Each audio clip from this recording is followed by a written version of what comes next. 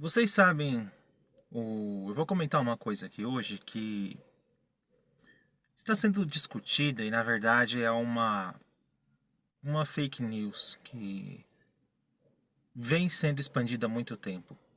A ideia é: o comunismo é contra a propriedade privada? Essa é uma das falas mais difundidas no meio político e sobretudo filosófico também. A argumentação que eu vou trazer aqui, ela é filosófica, ela é baseada em Marx, em duas obras especificamente, no Capital, volume 1, e no Manifesto Comunista. Nessas obras, o que fica evidente é que o comunismo não é contra a propriedade privada. O comunismo é contra a propriedade privada burguesa. Por quê? A propriedade privada burguesa, ou se você quiser entender de outra maneira, a propriedade privada do capitalista, ela é baseada única e exclusivamente na exploração. Então, quando se fala que comunistas vão tomar a sua propriedade privada, vão tomar a sua casa, vão tomar o seu carro, tome cuidado que não é bem assim a história. O que é claro, como eu já disse, é contra a propriedade privada que é baseada na exploração. O comunismo, sobretudo, ele visa uma sociedade em que não haja a exploração do homem pelo homem, não haja esse modo de exploração existente. Por falar em modo de produção, só para você entender, existem propriedades privadas nossas que a gente utiliza no dia a dia. E não é isso que o comunismo é contra. Por exemplo, eu vou numa padaria e compro um pão. É uma propriedade privada minha. Agora já existem outras coisas que já são mais coletivas, como por exemplo a rua, os acessos à cidade. São bens coletivos, são bens comuns, como é que se diz.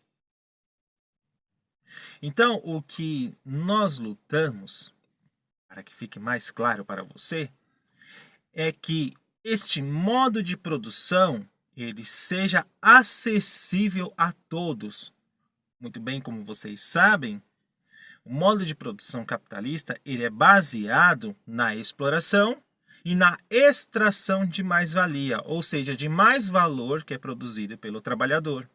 Se você tem uma dúvida em relação a isso, pegue, por exemplo, um livro mais simples, o Manifesto Comunista do Partido Comunista, lá do Marx, e lá vai ficar claro, por exemplo, em que a história da sociedade é a história da luta de classes, ou seja, a história daqueles dos opressores e aqueles dos oprimidos. Há uma luta incessante dos opressores, os capitalistas, de manter a sociedade como está. E para isso eles têm os aparelhos ideológicos do Estado.